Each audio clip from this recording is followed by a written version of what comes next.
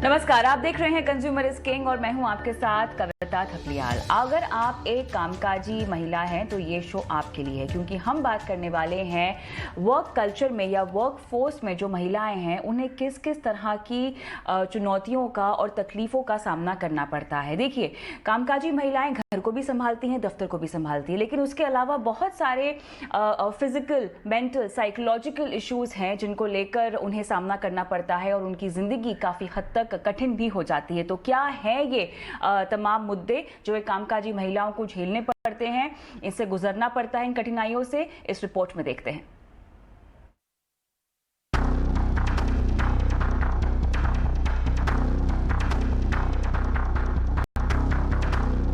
कामकाजी महिलाओं के लिए चुनौतियां हजार हैं, जिनमें से एक अहम चैलेंज है शारीरिक और मानसिक स्वास्थ्य से जुड़ी दिक्कतें। साल 2021 में कामकाजी महिलाओं के बीच अमेरिकन हार्ट एसोसिएशन की एक स्टडी दावा करती है कि सेक्सुअल हैरेसमेंट के शिकार महिलाओं को दिल की बीमारियां होने की संभावना ज्यादा होती है। अमेरिकन हार्ट एसोसिएशन एक निश्चित अंतराल पर ऐसी स्टडी करता रहा है और हर बार यही बात सामने आ रही है। इससे पहले की रिपोर्ट पर भी नजर डाल लेते हैं। 2008 में की गई इस स्टडी में 33,000 महिलाओं का डाटा इस्तेमाल किया गया। इन महिलाओं ने अपने साथ हिंसा और सेक्सुअल हैरेसमेंट की बात कही थी। 7 साल बाद 2015 में फिर से वही दिक्कतें जारी पाई गईं। रिसर्च में सामने आया कि इनमें से हर 5 में से एक महिला फिलहाल ब्लड प्रेशर की समस्या से ग्रस्त है। स्टडी से नतीजा निकला है कि ऐसी महिलाएं जिन्होंने दफ्तर या घर में किसी तरह के शोषण को सहा है, उन्हें दिल की बीमारी होने की संभावना बाकी महिलाओं से 21% ज्यादा होती है। कमोबेश इसी तरह की बात 2019 में पिट्सबर्ग यूनिवर्सिटी के स्कूल ऑफ मेडिसिन के रिसर्च में भी सामने आई थी। बल्कि उन्होंने रिसर्च में पाया था कि इन महिलाओं में ब्लड प्रेशर का लेवल इतना खतरनाक था कि इसकी वजह से उन्हें heart attack, brain stroke, kidney की बीमारी भी हो सकती थी। ब्यूरो रिपोर्ट, ईटी नाउ स्वदेश। चलिए, तो आज इस मुद्दे पर हम विस्तार से बात करेंगे। हमारे साथ खास मेहमान भी जुड़ गए हैं। हमारे साथ हैं एंटी रेप एक्टिविस्ट योगिता भयाना और साथ ही हमारे साथ जुड़ रही हैं माइंड टेम्पल की हेड साइकोलॉजिस्ट अनीशा जैन, और कुछ देर में हमारे साथ फोर्टिस के कार्डियोलॉजी डायरेक्टर डॉक्टर अरुण के चोपड़ा भी जुड़ेंगे। लेकिन योगिता, मैं आपके पास आऊंगी। यहाँ पर हम बात कर रहे हैं sexual harassment at work place की, जिसका एक नतीजा ये देखा गया है कि महिलाओं में ब्लड प्रेशर और दिल की बीमारियां जो है होनी शुरू हो गई हैं। आपका अनुभव इस बारे में क्या कहता है? मैं इसके हेल्थ इफेक्ट्स के बारे में से ज्यादा sexual harassment at work place, इसके किस्सों के बारे में, ये केसेस के बारे में दरअसल मैं पूछ रही हूँ। शुरुआत हम इसी से करना चाहते हैं कि ये केसेस कितने ज्यादा पिछले 5 सालों में बढ़े हैं। देखिए, मैं ये नहीं कहूंगी कि 5 सालों में बड़े होंगे। Sexual harassment at work place का जो एक्ट आया था 2012 में, वो आया ही इसी लिए था कि ये टाइम एंड मेमोरियल्स, मतलब बहुत सालों से ये चलता आ रहा है। आपने ये कोई नई बात नहीं थी, बट थैंक्स कि 2012 में ये एक्ट बना, पॉश एक्ट बना, prevention of sexual harassment at work place. But very unfortunate part जो उसका ये है कि आज तक महिलाओं को नहीं पता है कि पॉश एक्ट क्या है। जो कामकाजी महिलाएं हैं, जो बाहर जाती हैं, उनको अपने हक के बारे में नहीं पता कि वो इस एक्ट का फायदा कैसे उठा सकती हैं। और साथ के साथ पुरुषों को भी ये नहीं पता कि अगर वो क्रॉस करेंगे बाउंड्रीज, या जो एक्ट के अंदर लिखा गया है, बहुत अच्छे से डिफाइन किया गया है कि व्हाट कम्स अंडर दैट, उनको भी नहीं मालूम है कि उनकी ट्रेनिंग भी इक्वली इंपॉर्टेंट है। महिलाओं को अपने राइट के बारे में पता चलना चाहिए, और पुरुषों को ये जरूर मैसेज जाना चाहिए कि कोई ऐसा एक्ट या टूल है महिलाओं के पास कि अगर आपने थोड़ी सी भी बदमाशी की और महिला को हरास किया तो आपका ये हश्र होगा। तो एक्ट तो बहुत सुंदर है, पर उसके बारे में अवेयरनेस नहीं है। तो मैं भी काफी कंपनीज के पॉश के पैनल में रहती हूँ, बट ट्रेनिंग्स में और कंप्लायंस में अभी बहुत कमियां हैं जो कि होनी चाहिए। आपके चैनल के माध्यम से मैं डेफिनेटली बताना चाहूंगी कि I request all the corporates कि आप सिर्फ इसको इसलिए नहीं कीजिए कि आप पे कंप्लायंस है, आपको करना है, इसलिए नहीं कीजिए। आपकी महिला कर्मचारी अगर खुश रहेंगी, मेंटली तंदुरुस्त रहेंगी, तो परफॉर्मेंस आप ही की बढ़ेगी, आप ही कंपनी का प्रॉफिट बढ़ेगा। और एक अच्छा एनवायरनमेंट मिलेगा महिलाओं को काम करने के लिए, जो कि अनफॉर्चुनेटली उसको सिर्फ एक रूल बांध के जबरदस्ती करना है, वो नहीं मानना चाहिए। नहीं, आप सही कह रही हैं और इस शो के माध्यम से और इस शो के ज़रिए से हम महिलाओं को भी समझाना चाहते हैं कि कैसे वर्क प्लेस में किस तरह की कठिनाई और किस तरह के चैलेंजेस आप अनजाने में शायद फेस कर जाती हैं और आपके खुद के क्या अधिकार हैं इनका सामना करने के लिए और इनको चुनौती देने के लिए।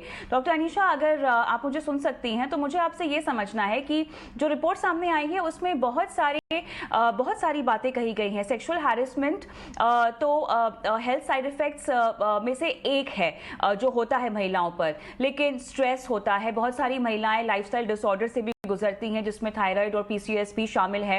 वर्क फोर्स का जो एनवायरनमेंट है अमूमन हम देखते हैं काफ़ी स्ट्रेसफुल होता है, लेकिन इस तरह की शारीरिक सेहत जो है बेसिकली आपकी वो खराब होती है।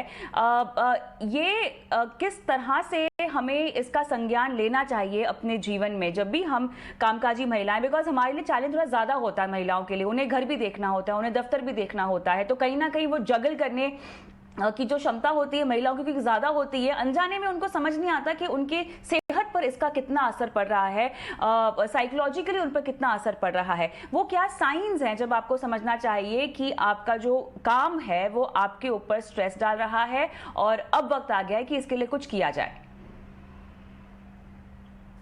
यस, एब्सोल्युटली, आपने एकदम सही कहा है कि कभी-कभी पता ही नहीं चलता कि हम इतने स्ट्रेस से गुजर रहे हैं और ये अवेयरनेस होना भी बहुत-बहुत इम्पोर्टेंट है। इसको हम ऐसे जान सकते हैं, कभी-कभी हमारी नींद डिस्टर्ब हो जाती है, हमारी भूख मिट जाती है, दिलचस्पी नहीं रहती है, मूड एकदम लो रहता है, कंसंट्रेट नहीं हो पाता है, काम में शायद गलतियां होने लगती है, हम आइसोलेट कर लेते हैं अपने आप को, किसी से बात करने का मन नहीं करता है। तो ये कुछ साइंस एंड सिम्टम्स है जो शायद हमको पता चले या दूसरे हमको बताए कि आजकल बहुत चिड़चिड़ होने लग गई है, बात नहीं करती है। सो ये थोड़ी सिम्टम्स है, थोड़े से साइंस है जिससे पता चल सकता है कि शायद मैं कोई मानसिक स्ट्रेस से गुजर रही हूँ या शायद अब मुझे किसी प्रोफेशनल से बात करनी चाहिए या किसी फ्रेंड से, किसी फैमिली मेंबर से बात करनी चाहिए, क्योंकि मुझसे अभी शायद ये चैलेंज अपने आप डील नहीं हो पा रहा है।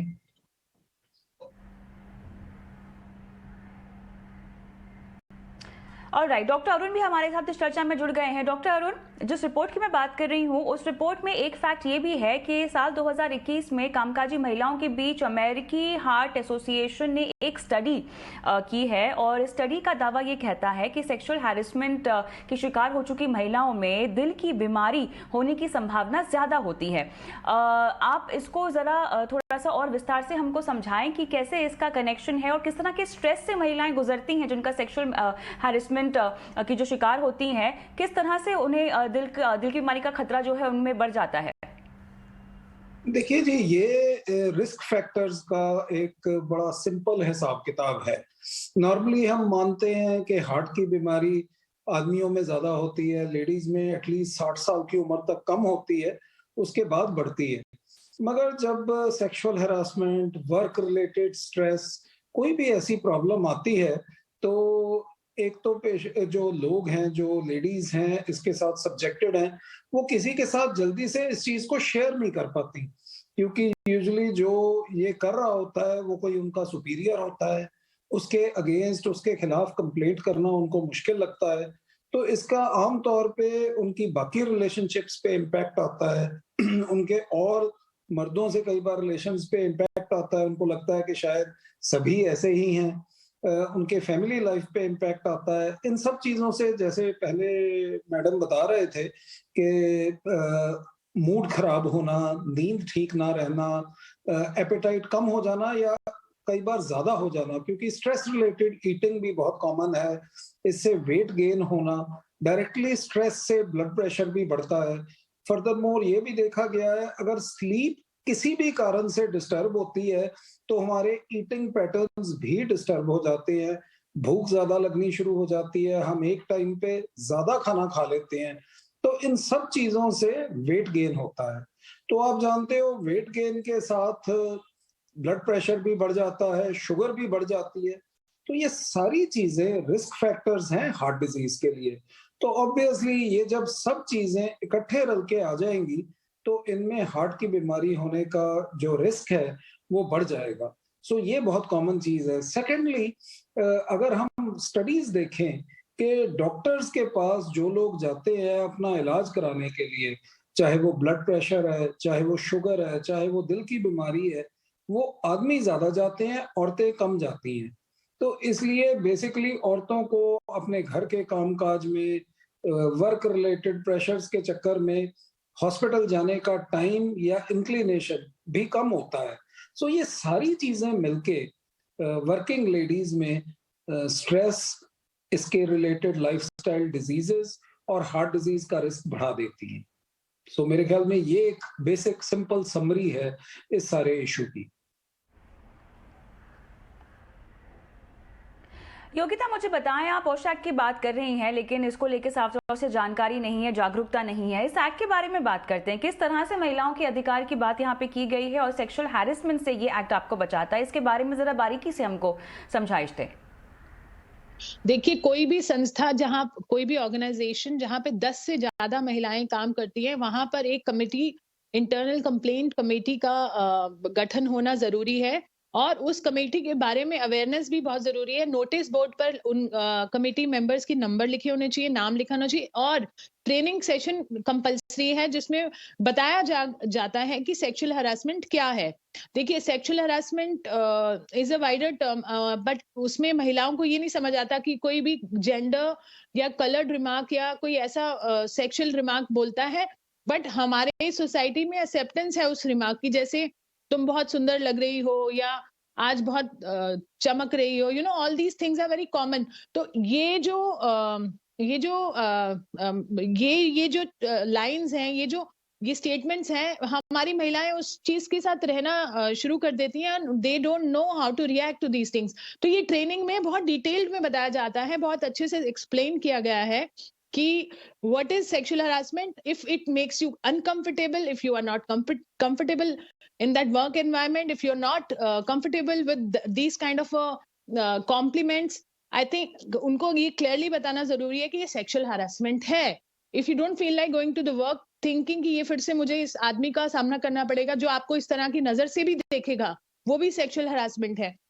सो ये ट्रेनिंग का बहुत अच्छा मैनुअल है इसका पॉश एक्ट का, जो कि मुझे लगता है हर संस्था को, हर ऑर्गेनाइजेशन को ट्रेनिंग सेशंस ऑर्गेनाइज कराने चाहिए। हमारी संस्था भी करती है ट्रेनिंग सेशन, मैं खुद पर्सनली ट्रेनिंग्स करती हूँ। तो मुझे लगता है कि ये कंपलसरी होने के बावजूद भी अभी तक इम्प्लीमेंट नहीं हो रहा है और उसकी इम्प्लीमेंटेशन की बहुत सख्त जरूरत है। और ना कि महिलाओं को, जैसा कि मैंने बोला, पुरुषों को भी पता चलेगा कि व्हाट आर योर लिमिट्स, आपको कहाँ किस तरह से बात करनी, क्योंकि कई बार पुरुष भी अनजाने में ऐसे कॉम्प्लीमेंट्स देते हैं, उनको नहीं पता दिस इज सेक्सुअल हरासमेंट। तो ये दोनों तरफ की बात है, it will safeguard both the sides, कि खाली महिलाओं के उत्थान की बात नहीं है, पुरुषों को भी ऐसी सिचुएशन से बचाएगा जहां पर वो अचानक से अपने आप को उसमें पाएंगे कि हाँ, हमने कोई गलत काम कर दिया अनजाने में, कि वो हमने उस they are kind of accused of something which they have not done intentionally. तो वो भी एक बहुत बड़ा उसका एक प्लस पॉइंट है इस ट्रेनिंग का।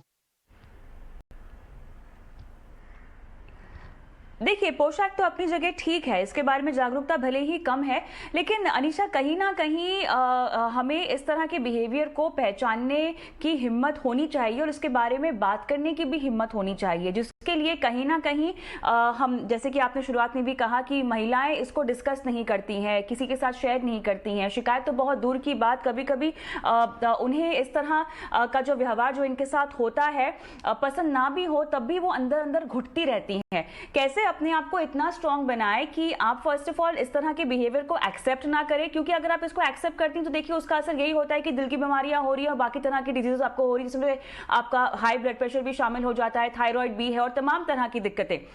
कैसे अपने आप को मजबूत बनाए मानसिक तौर पे कि इस तरह के बिहेवियर को एक्सेप्ट नहीं करना है और स्ट्रांग उभर कर इसकी शिकायत करनी है, इसके बारे में बात करनी है। बहुत बहुत इम्पोर्टेंट बात कही है आपने क्योंकि ये मैटर फीमेल्स के लिए इतना प्राइवेट होता है कि वो सोचते हैं कि इसको हम पब्लिकली शेयर नहीं कर सकते हैं। एंड क्यों नहीं कर सकते हैं? क्योंकि एक स्टिग्मा जुड़ा हुआ है उससे, फियर ऑफ जजमेंट है, मेरे बारे में क्या सोचा जाएगा, शर्मिंदगी महसूस होती है, डर भी लगता है कि हम फेस कैसे करेंगे, हम कैसे इसके बारे में बात करें, क्योंकि अगर मुझे बोला गया कि शायद मेरी ही गलती है, शायद मैंने ही कुछ किया होगा, तो ये इनसिक्योरिटी, ये एंजाइटी दिमाग में उनके चलती रहती है एंड इसके कारण वो आगे नहीं बढ़ के बात कर पाते हैं। एंड उस वक्त ये बहुत बहुत इंपॉर्टेंट है समझना कि इतना ट्रॉमेटिक या इतनी पेनफुल एक्सपीरियंस से गुजरना, इसका मतलब बहुत बहुत इमोशंस आपके मन में पैदा हो रहे हैं जो बहुत तकलीफ दे रहे हैं, बहुत ओवरवेलमिंग होते हैं। और अगर हम उसको हाइड करें, अगर हम उसको शेयर नहीं करें, तो वो अनहेल्दीली या डिस्ट्रक्टिव मैनर से भी बाहर निकल कर आ सकता है। एंड उस वक्त अपने आप को ये समझाना है कि मैं बहुत इंपॉर्टेंट हूं, मैं जिस चीज से गुजरी हूं वो बहुत बहुत मायने रखता है, एंड मेरे को अकेले सफर नहीं करना है। ना ही मैं शेम फील करूंगी, ना ही अपने आप को डाउट करूंगी, ना ही गिल्ट महसूस करूंगी क्योंकि गलत नहीं किया है मैंने। इनफैक्ट मैं स्मार्ट डिसीजन लूंगी, अपना हौसला बढ़ाऊंगी, अपना कॉन्फिडेंस से बोलूंगी कि मेरी गलती नहीं है, इनफैक्ट जिसने ये किया है गलती उसकी है एंड उसको सबक मिलना चाहिए है या वो एड्रेस होना चाहिए है। एंड उस वक्त ये भी बहुत बहुत जरूरी है कि वो अपने कोई ट्रस्टवर्दी पर्सन से बात करें, जिन पे वो पूरा भरोसा कर सकती है, बता सकती है, उनके साथ सिक्योर एंड सेफ फील कर सकती है, सो दैट वो भी उनको गाइड कर सके, जहाँ पे उन्हें लगे कि कोई उनको सुन रहा है, समझ रहा है।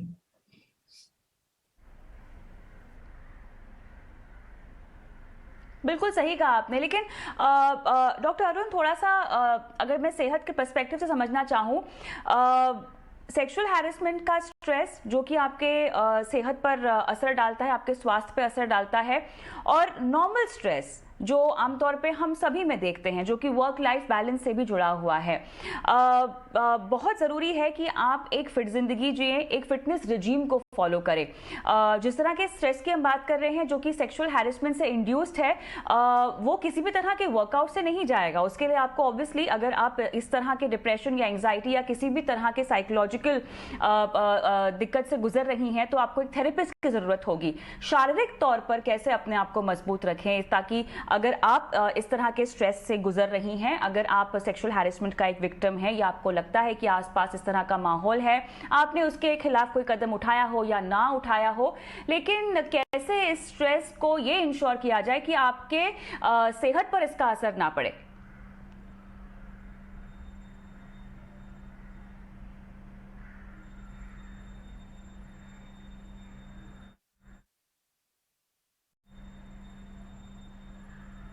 डॉक्टर अरुण, आप शायद म्यूट पर हैं। Oh sorry. मैं यही बताने की कोशिश कर रहा था कि स्ट्रेस, देखिए, एक स्पेक्ट्रम है। स्ट्रेस एक यस नो क्वेश्चन नहीं है कि है या नहीं है, इट्स ए स्पेक्ट्रम। एक पर्टिकुलर लेवल ऑफ स्ट्रेस तो हेल्दी स्ट्रेस होता है, जैसे कि अगर पढ़ाई भी है, आप नॉर्मली पढ़ाई करते हैं, एक पर्टिकुलर लेवल की करते हैं, लेकिन एग्जाम्स के पास आके ज्यादा करते हैं, आपकी एफिशिएंसी बढ़ जाती है। वो एफिशिएंसी ड्रास्टिकली कम हो जाती है अगर आपके एग्जाम पोस्टपोन हो जाए। कुछ स्ट्रेस तो लाइफ में अच्छा होता है, and general work related stress often 80% इसी फिगर के अराउंड घूमता है। बीच बीच में ऑफ कोर्स बढ़ जाता है जब कोई टारगेट्स हो, कोई डेडलाइंस हो तब। लेकिन जो ये सेक्सुअल हरासमेंट रिलेटेड स्ट्रेस है, दिस इज मच वर्स। इसकी प्रॉब्लम ये है कि जैसे हम बात कर रहे थे, आमतौर पे लेडीज इसको डिस्कस नहीं करती, आपस में भी नहीं करती, और अपने घर में या अपने बॉस से तो बात करने का मतलब ही बहुत मुश्किल हो जाता है। And this is the problem. अगर आप उस चीज के बारे में ओपनली बात नहीं करेंगे, डिस्कस नहीं करेंगे, तब तक आपका वो स्ट्रेस खत्म नहीं होगा, तब तक वो बढ़ता रहेगा और उसकी ये सारे जो साइड इफेक्ट्स हम बात कर रहे थे, आपका ब्लड प्रेशर, आपका खाना पीना, आपका वेट गेन, आपका स्लीप, वो सब साइकिल डिस्टर्ब होता रहेगा। सो आप जैसे कह रहे हो एक्सरसाइज की बात, वो बहुत यूजफुल चीज है, क्योंकि एक्सरसाइज एक ऐसी चीज है जिससे कि आपकी विल पावर डेवलप होती है।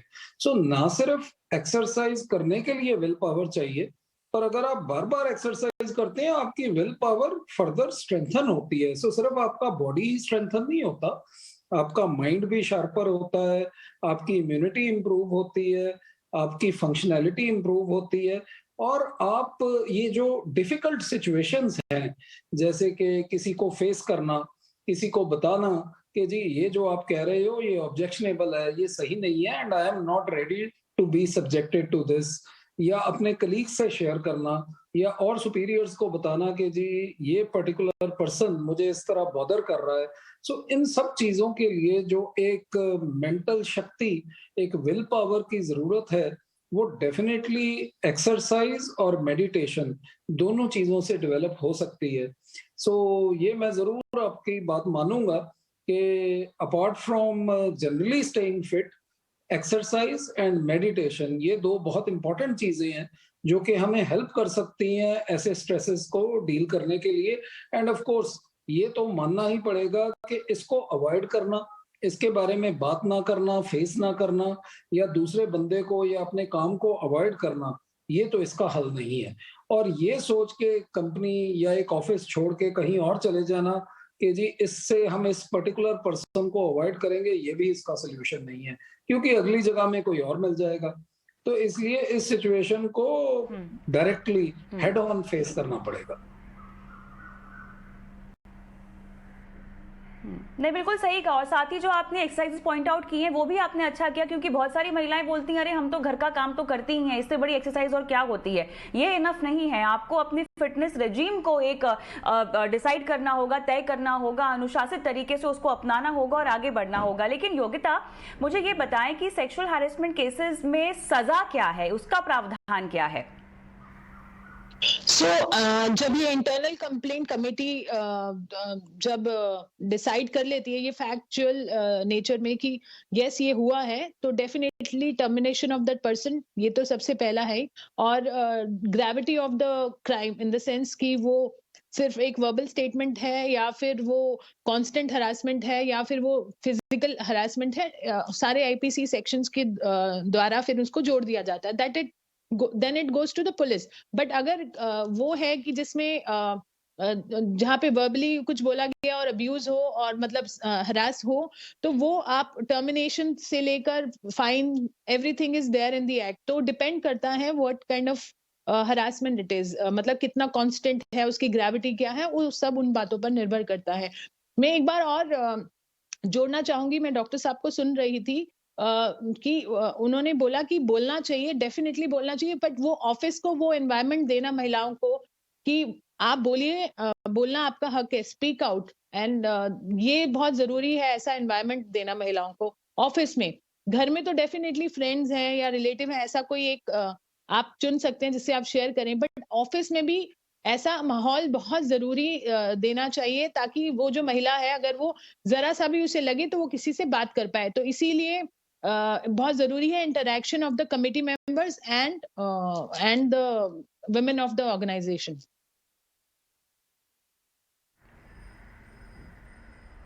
बिल्कुल सही कहा आपने। और इसीलिए जब हम महिला सशक्तिकरण की बात करते हैं तो ये भी एक मुद्दा है जिसके लिए हमें महिलाओं को एम्पावर करना चाहिए। और ऑर्गेनाइजेशन के माहौल का आपने जिक्र किया, वो आपने बिल्कुल सही कहा, लेकिन इसके अलावा मुझे लगता है घर परिवार में भी इस तरह के माहौल होना चाहिए जहां पर बेटियों को किसी भी मुसीबत का सामना करना सिखाना चाहिए, उन्हें बोलना सिखाना चाहिए, शिकायत करना सिखाना चाहिए, न कि उनको ये कहना चाहिए कि आपके नसीब में जो मिल जाए आपको बस उसको मानकर आगे बढ़ जाना चाहिए। बहरहाल बहुत बहुत शुक्रिया आप सभी का इस खास पेशकश में शामिल होने के लिए। कंज्यूमर इज किंग के आज के एपिसोड में मुझे भी इजाजत दें। नमस्कार।